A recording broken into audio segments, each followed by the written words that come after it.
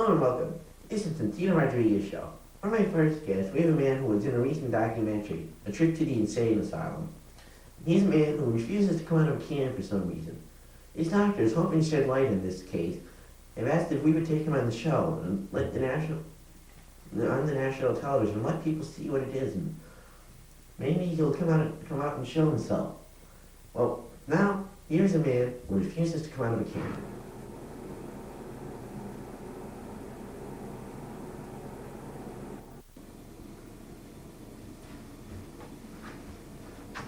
Well, will you tell the public why you won't come out of that can? I'm not coming out. Why won't you come out of your can? They'll get us! Who is going to get us? The people, they'll get us! What people? That are trying to kill us! Well, what people that are trying to kill us?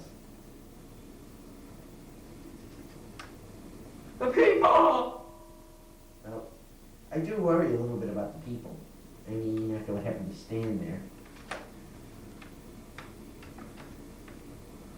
I'm not coming out.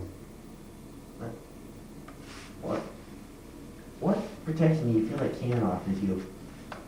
Well, when I'm in my can, I feel protected. But wouldn't you feel more protected with something like a bulletproof vest or a tank? I'm not coming out. I'm going into one of them. Oh, that seems like this is a very, very strange case. Man, I actually believe that this can. Ouch! We cannot understand why this can here is supposed to protect him, but for some reason that can't protect him. You don't know why you think it protects him. Especially since their marksmen always shoot for the chest. Who their marksmen are. Well, I'm afraid it's all the time we have for you, sir. I'm afraid it's time for you to go back to the asylum. So, good day, and I wish you luck. Good day. I'm not coming out. Make a bet on that. Our next guest is Dr. Schlemmelard. He's the man who is currently working on Stan's Swan. Would you please join me, Dr. Schlemmelard?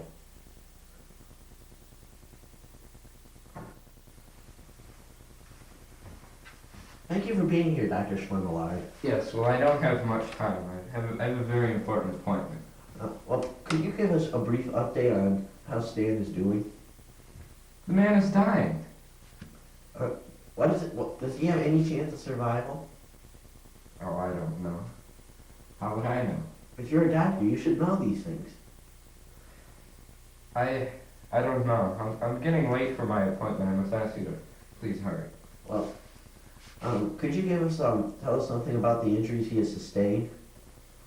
Well, he got shot just about everywhere possible. Everywhere?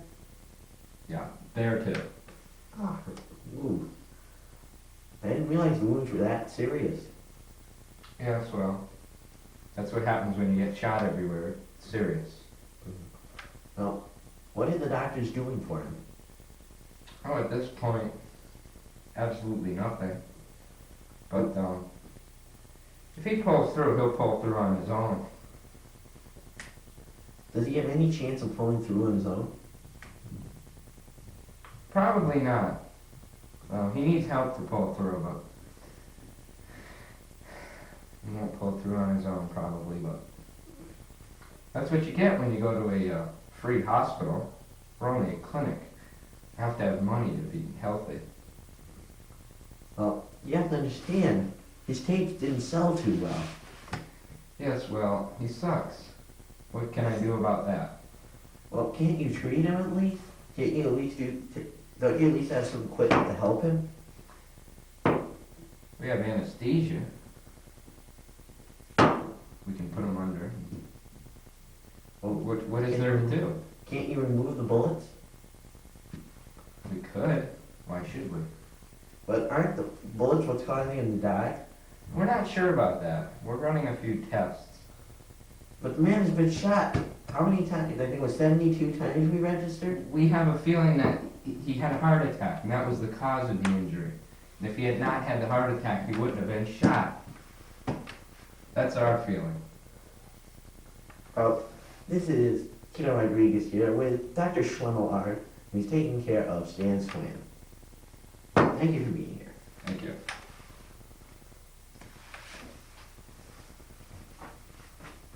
Doing right now. Now, Tito Rodriguez for a brief commercial with the Do Nothing. It does nothing. This is Tito Rodriguez here with the Do Nothing. That's right, this little device, it doesn't help you with your housework. It doesn't help you sew. It doesn't even look nice. It just sits there and looks ugly. That's right, it just sits there and looks ugly and does absolutely nothing. Order now, only $9.95 or $18.95 for two. That's right, order now. Just $9.95 for one or $18.95 for two Do Nothings. And remember, if you pay COD, it will cost you $2 extra for a Do Nothing.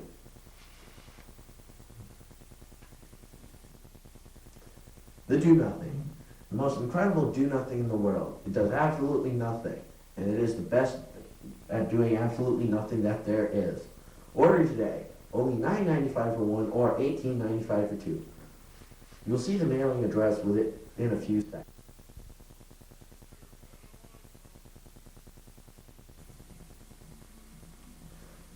Hello, we are back. Now we're going to have an interview with the man who designed the can for our past man who was in a can. Mr. Bingenson, would you please come out here? Thank you for being here, Mr. Bingenson. Oh, it's good to be here. Could you tell us a little about making these cans for these people? Well, I have an exact duplicate here. Now, what it basically is a can. But don't you have to make these custom made or something for them? Well, So that they'll fit? actually, what we do is we try to make them too small. Okay? So if we make them too small, they can't get their whole bodies in there. If they do, they're in trouble. Like this is intended for somebody rather, I don't know. Maybe my size? Yes. Would you like to try it? Oh, yes. Pretty fun. Can you get that? Yeah, you can have with that. Watch out for the dirt. That's a little added. What a weird feeling. See, that's just. Okay. Do you find that addicting?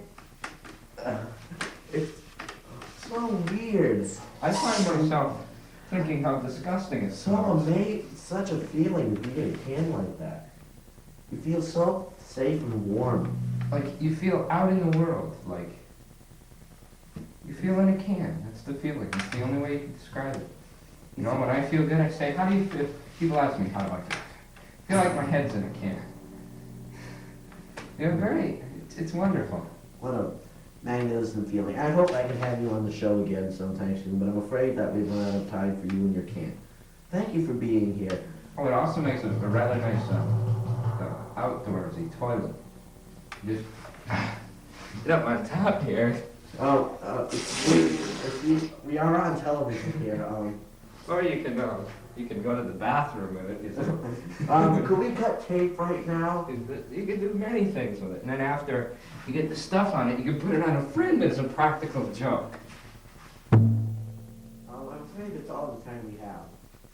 Thank you for being here. Well, our next person is one of Stan's favorite authors. He's the writer of this book. And this was Stan's favorite book. Now here is the author, Mr. Isolar. Would you please come out, Mr. Isolar?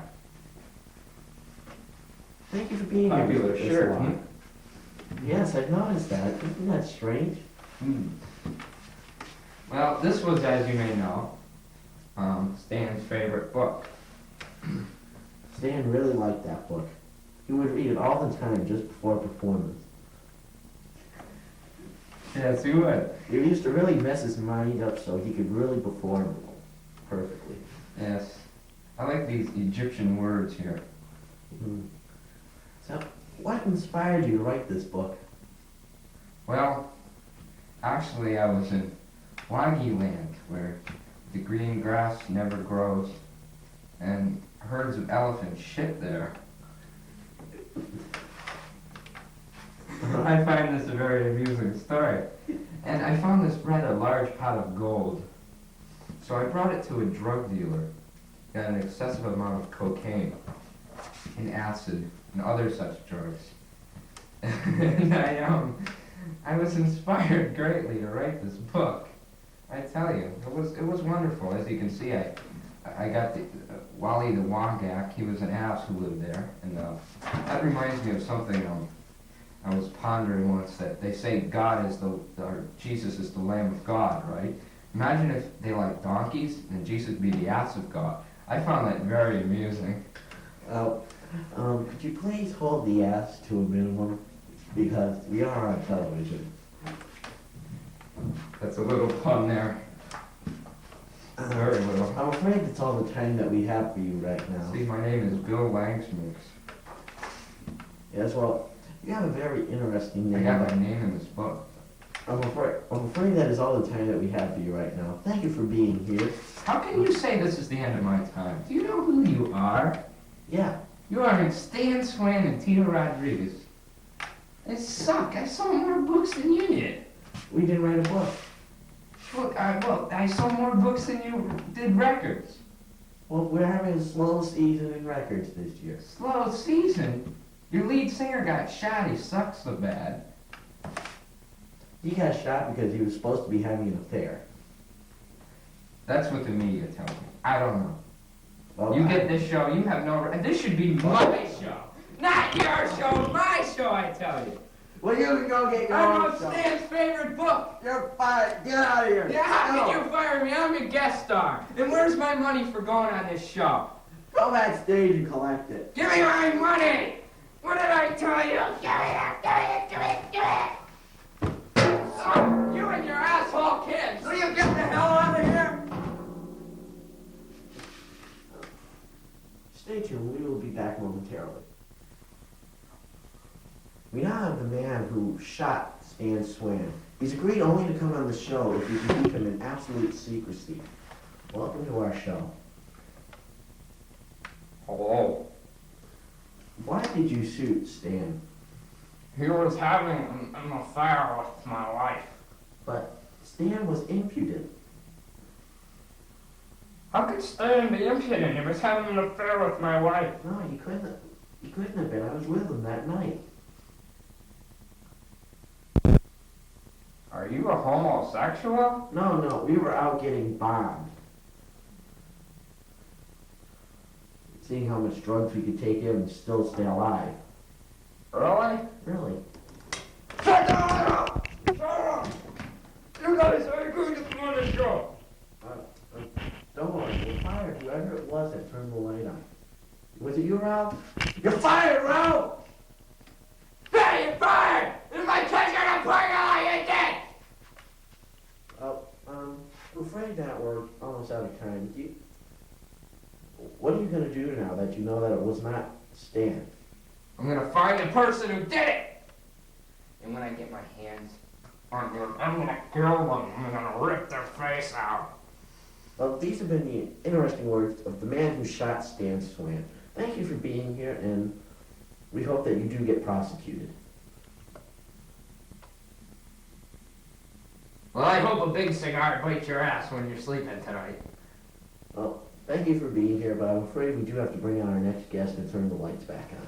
So, No lights. I don't want any lights in this.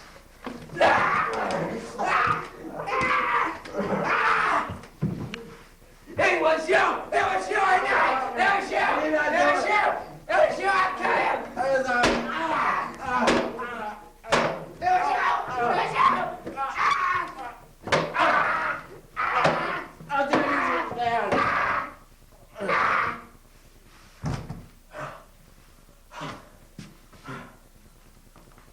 well, the man who shot Stan has just been shot very brutally.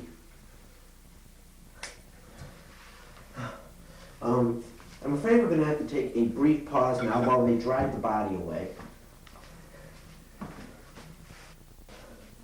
Well, our next guest is Mr. Babivich, who makes these plastic flowers.